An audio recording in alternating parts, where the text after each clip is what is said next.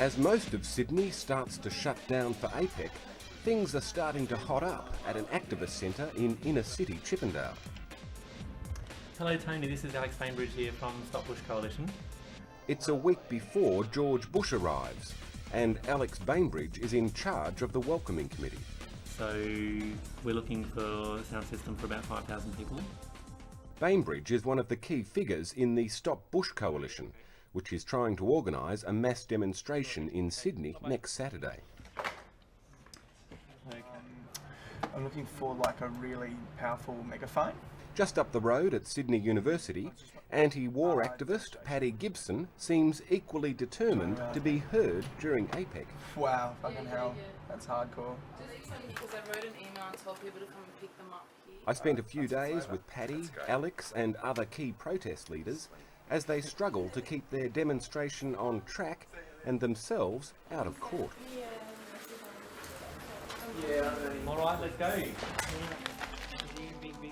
It's a week that sees the police unveil not only a new arsenal of hardware to deal with protesters, but a new arsenal of some rather extraordinary laws as well. Never before can I think of any demonstration where there's been such a campaign of intimidation against it, coming from the government and from the police. And I think what that means is they're feeling vulnerable. UTS, another inner city campus, serves as the meeting ground for the various individuals and groups that have come together to oppose APEC, the war, John Howard and George Bush. Take as many as you like, mate. Don't forget you can give them to other people. Great, thanks. Unionists, students, Greens, anti-nuclear and peace activists have merged their various interests around the APEC hook. We should have a local Aboriginal person to do a welcome to country, and I would like to suggest... It would seem there may be other eyes and ears in this room as well. In recent days, it's been revealed that police have been secretly monitoring meetings like these at UTS and Sydney University for months. So someone from the Civil Liberties Council said they'd do it, right? As Paddy will discover in a few days' time, organisers like him have been among those targeted. All those in favour of that? What's the news? The police forces have unfortunately got the flu and won't be available to be used during APEC protests. Seriously, the horses have got the flu? The horses have the flu and will not be available for the APEC protest, and it's difficult for us to describe how genuinely remorseful we are about that situation. So I guess the first thing is we'll see what their response is to us. Alex is on his way to a meeting with the police to advise them of the route of Saturday's march. Thanks. The group has rejected police plans to direct the march through the back of the city. The point of having a protest is to be seen and to be heard, so we want to march through the city where, even though APEC might be quieter than normal, but there'll still be people around. And one of the aspects of our route is it does go past the US consulate, and we want to we do want to take advantage of that symbolic location to have some a speaker or two at the outside that consulate. A speaker or two, but that's going to be pretty big trouble outside the US consulate, isn't it? If the message is stop Bush. Look, it's going to be in Martin Place. There's no traffic disruption at all there. The consulate itself is like up on, I don't know exactly how high, maybe the 20th floor or something in this tall building. They want to keep you away from that, right? There'd be realistically there'd be no security risk from their point of view at all. None whatsoever. You sure? Yeah, I'm positive. Here we go. It's the fourth meeting Alex has had with police in the past month. Transport, PAs, wardens and medics to be organised. Today is the last chance to settle on the route for the march. Turn the camera off, please, sir.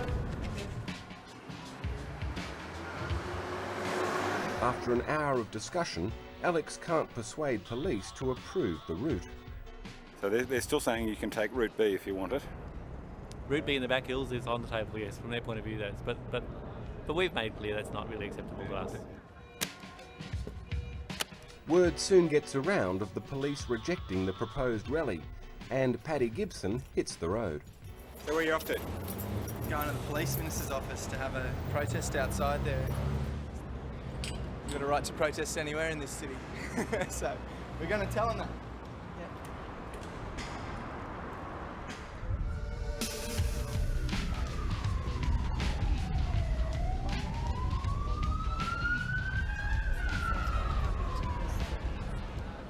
The reason we've called this conference today is because we are wanting to protest what seems to be a blanket ban by the state government on all... The Greens Party has come out to back the Stop Bush coalition and to condemn the police. The only response we've had from the police is to talk about their water cannon, to talk about their mobile prison cells, to talk about violence. Indeed, the only talk about violence has come from the Prime Minister, it has come from the Premier, and it has come from the police themselves. Whether the police are getting ready to hit hard or not, they certainly have some surprising legal batons up their sleeves. It's just been leaked to some journalists that a list of prohibited persons is about to be issued, excluding them from large parts of Sydney, the airport, and even Bondi Beach. I've asked questions to the Prime Minister about whether I'm on the blacklist. I don't know, haven't heard anything from the police today. But I think it's important that we recognise that this blacklist has been drawn up with no regard to the courts. There's no judicial... I couldn't resist pointing to Paddy as the mysterious blacklist was discussed. You are on that list, mate. What's going on here? But my joke and the ensuing street theatre turned out to be remarkably prescient.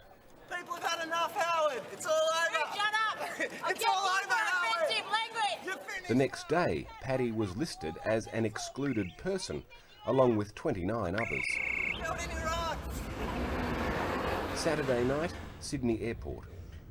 Two activists are returning from Melbourne, having just been served their exclusion papers. It's a tense moment for them. So you're expecting a reception committee? We weren't sure what to expect. Sunil Menon and Dan Jones risk being taken into custody. They're nervous about who could be here to meet them. But technically the airport is one of the prohibited zones? Yeah. But at the moment we won't talk too loudly about that aspect. Until you're out. Until I'm out of here. We can talk about it at the taxi rank. Luckily, there's a welcome committee of only one, Lou Thatcher, a Sydney activist involved in the anti-APEC protests. We're going to have a go home and basically have a talk with everybody who's been excluded in Sydney and think about what we're going to say to the media tomorrow. How many Sydney-siders? I think there's 5. Yeah, not confirmed, definitely. 5 for 5,000 police. Frankly, it's a pretty serious slur on you. You are amongst the 30 most dangerous people in Australia, presumably. It's ridiculous because it's the arbitrary nature of it. We can't challenge this in the court. It's a decision of the police commissioner. I have no priors on me at all, and even if I did, we should still have the right to partake in a demonstration. As the men contemplate their next move, Lou has some plans of her own. I've only got like A3 and Lou is part of an anarchist collective which is organising a meeting or convergence in Sydney this week. A convergence space or a convergence centre is a space where people coming to the protest can come together. They're calling their event Flare in the Void. There's going to be spaces for affinity groups to meet and talk about their plans for the different days of protest. There's going to be direct action workshops, which is an attempt for people to learn how to work together, basically, how to look after each other.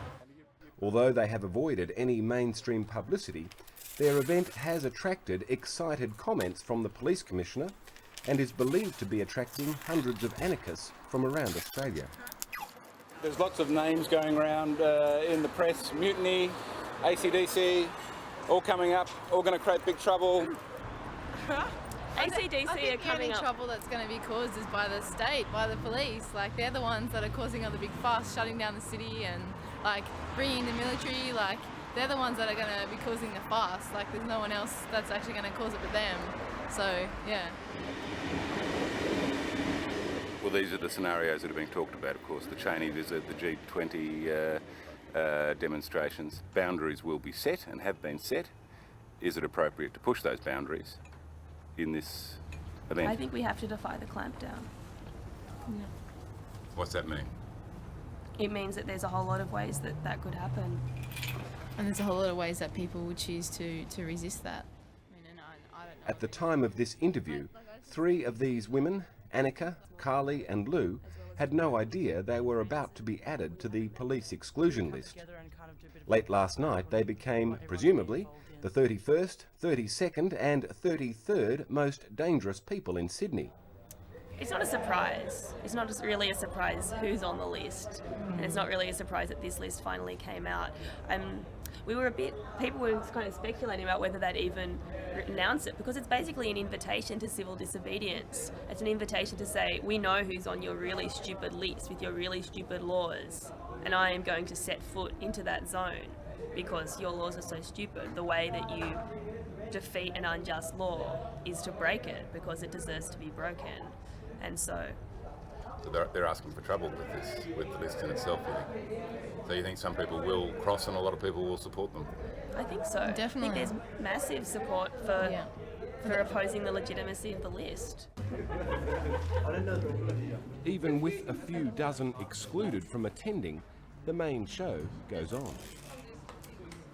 But yesterday the police executed another legal manoeuvre, seeking to declare the entire rally illegal with an injunction in the Supreme Court.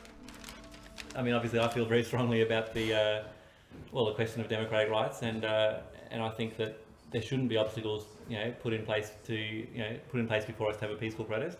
That should be, in a democracy, that should be allowed to take place. All right, well, in a democracy, if a court supports the police, what do you do then? Well, with all due respect to the Supreme Court, our protest will be going ahead on Saturday. Yeah, we're all right. Paddy and Dan have just met a lawyer to find out what could happen to them if they march. Do you want to talk about anything else? But it's not the only counsel they've been seeking. So what are your mums and dads saying? Mum's like, Dan, we're going to go to APEC, but you can't. So Paddy is determined to take on the law, but Dan is still undecided. I should be marching down the street. Anybody should be able to do that. But I mean, I'm just going to do the weighing up of the situation, and I might get the fuck out of there. Because this is police state stuff. So you're still unsure whether you'll do it? Yeah, but it's just ridiculous. I mean, all I was going to be doing was walking down the street anyway. The police have taken us to court, taken the Stop Bush Coalition to court. Earlier today, police succeeded in gaining an injunction against the proposed rally. Hello, my name's Dan Jones and I'm an excluded person. Dan and Paddy launched a Supreme Court action of their own this afternoon, challenging the constitutional validity of the exclusion orders. And I urge every ordinary Australian out there, the Australian that opposes the Iraq War, to be on the streets. The battle lines for Saturday are now being drawn. Sure that the killing in Iraq does not continue. That's all. Not just Dan, but each protester will need to decide whether to cross them.